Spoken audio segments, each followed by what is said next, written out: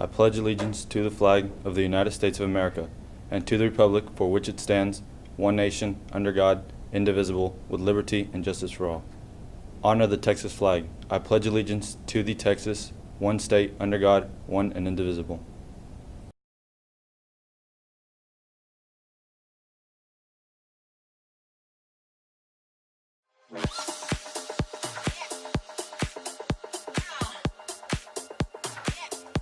Hello, Texas City High School. I'm Eddie Abear. And I'm Gary Porch. And this is Sting News Zone. We have a few birthdays this week. Today is Miss Flamister's birthday, and tomorrow is Mr. Choppa's. Don't look a day over 21, man. And Mrs. Madeira's happy birthday to you. Yeah. Tomorrow there will be a Stingray competition dance practice from 7 a.m. to 1 p.m. in the gym. And there will also be a band alumni dinner at 5 p.m. in the cafeteria. Saturday, there will be a choir fundraiser from 9 a.m. to noon in the cafeteria. Saturday, our robotics club will be going against Galveston, so wish them luck, guys. Now let's go to me with Sign of the Times.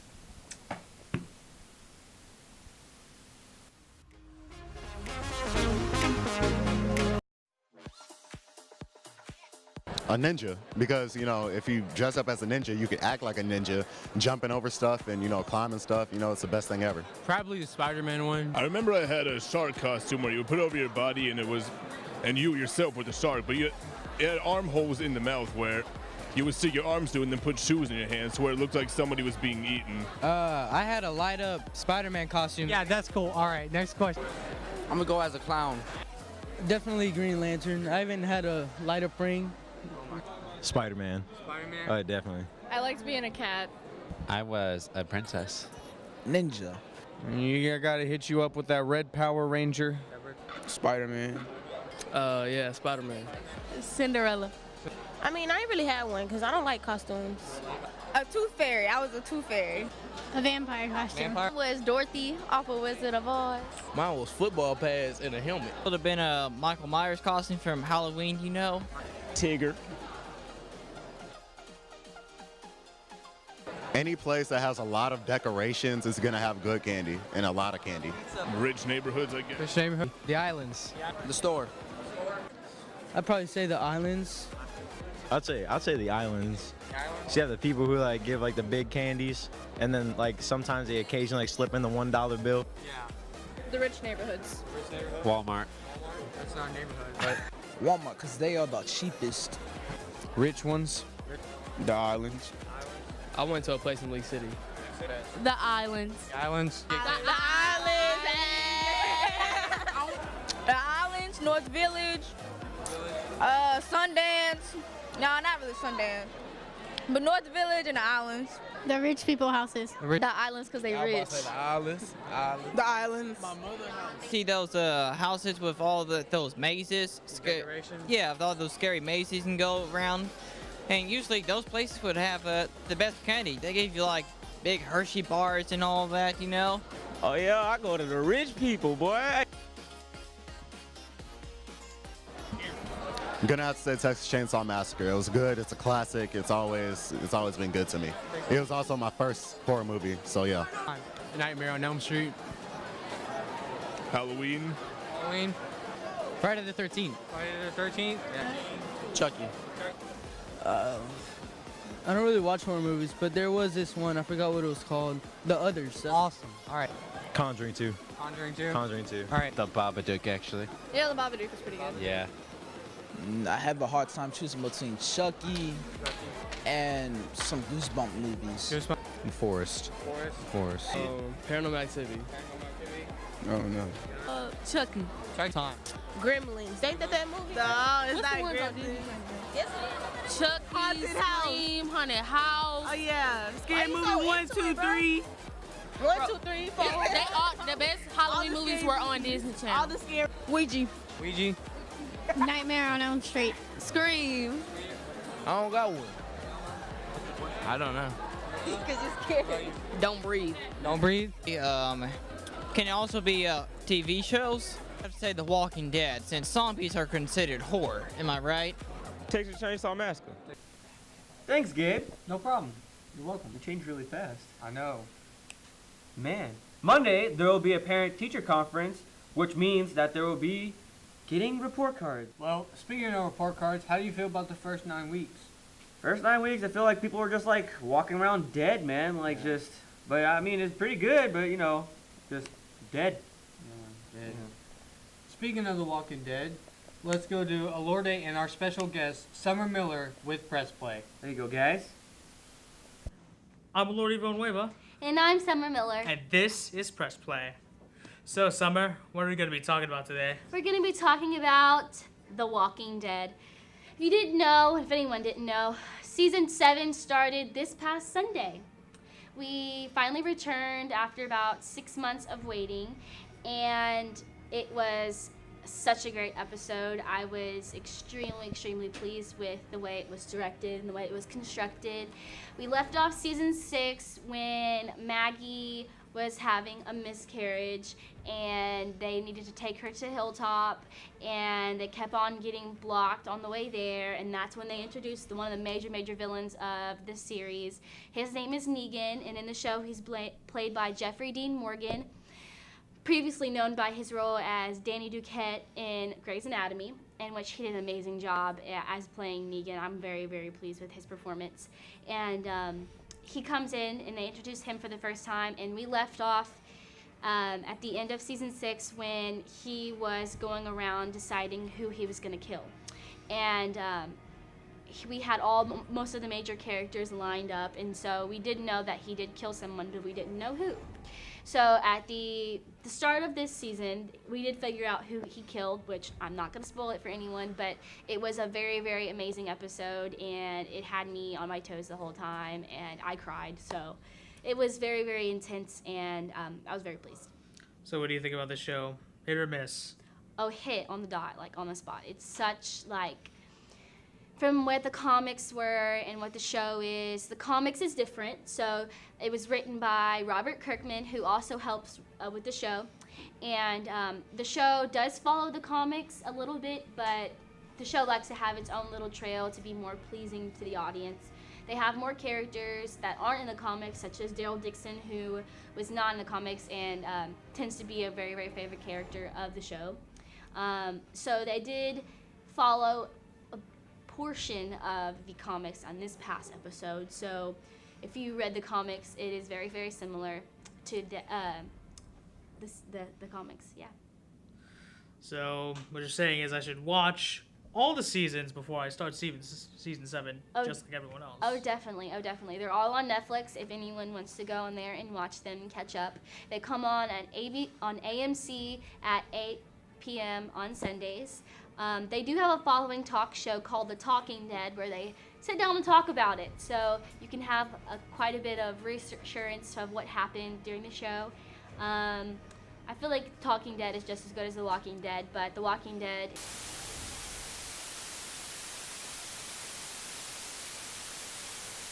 So the show, I think everyone should start from the beginning. The beginning to the end is just such a great job.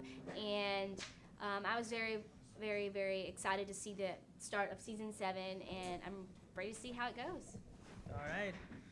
So it's pretty good. Check it out. I know I will be. I've been Alorde Villanueva. And I've been Summer Miller. And this has... Join us. We are DeadSync.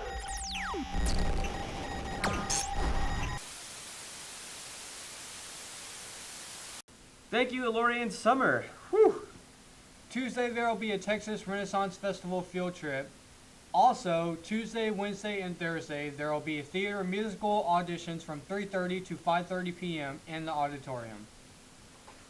Well, there will be also a step club will be meeting Tuesday and Thursday from 3:30 to 4:30 in the stadium. There will also be a PAC club meeting in room E106 at 3:30 on Tuesday, so don't be late. That means don't be late. Yeah, don't be late. All right, guys. There will be a choir booster club meeting at 6:30 in the lecture hall on Tuesday. There will be a future problem-solving club meeting in room D134 at 3:30, on Tuesday. Wednesday, there will be PSAT testing all day long in the practice gym and the lecture hall. Also, there will be a girls' basketball parent meeting in room J110 at 6 p.m. on Wednesday, so don't be late. Now, let's go to Squinty's Corner with the Foreman brothers.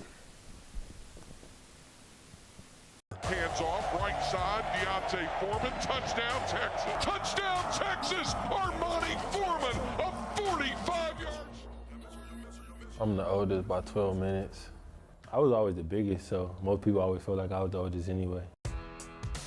Just growing up, we was competitive, like really competitive. Like with everything we did, it didn't matter what it was. It would get irritating for like our parents because they were just like, oh y'all really like arguing over this? Like it's not even that serious.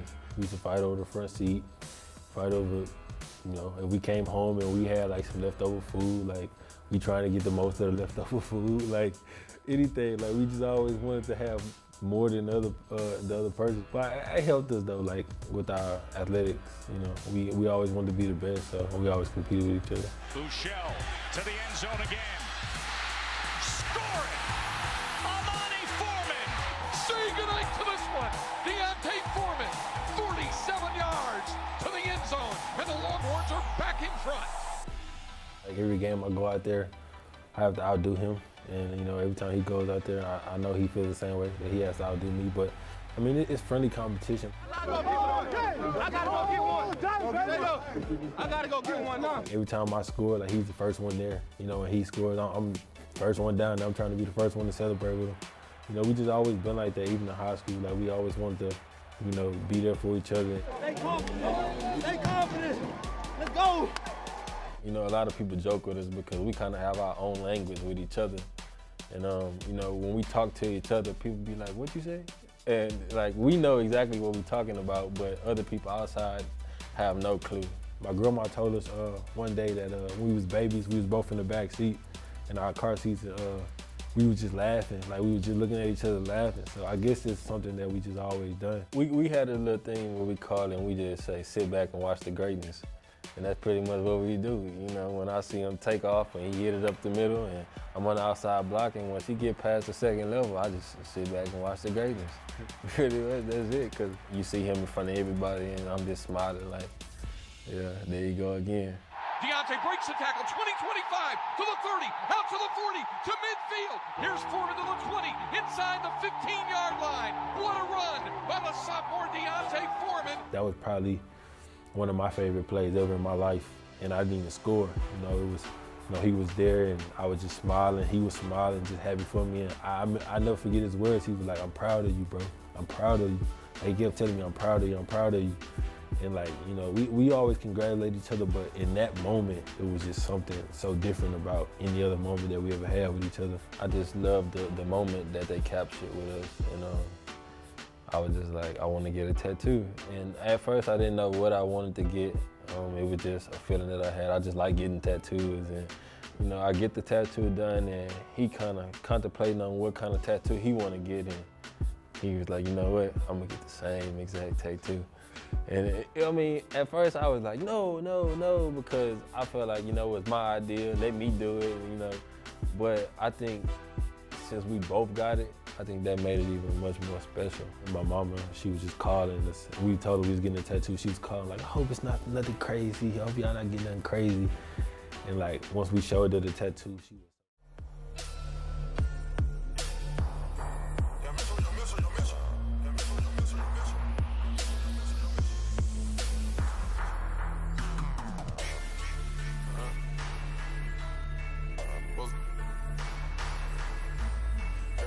Spike neat, white girl, iced tea, fully loaded, 8 deep. Yeah.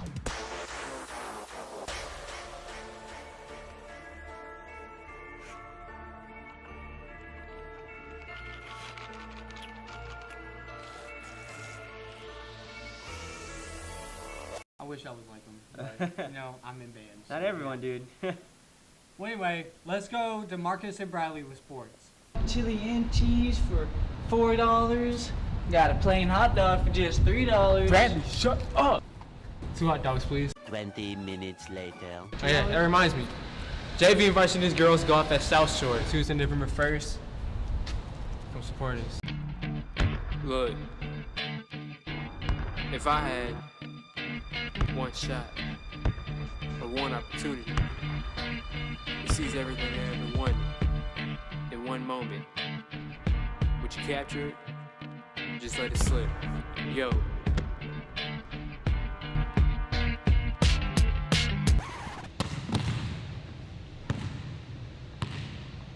Hello, darkness, my old friend. I've come to talk with you again, because a vision softly creeping left its seeds while I was sleeping.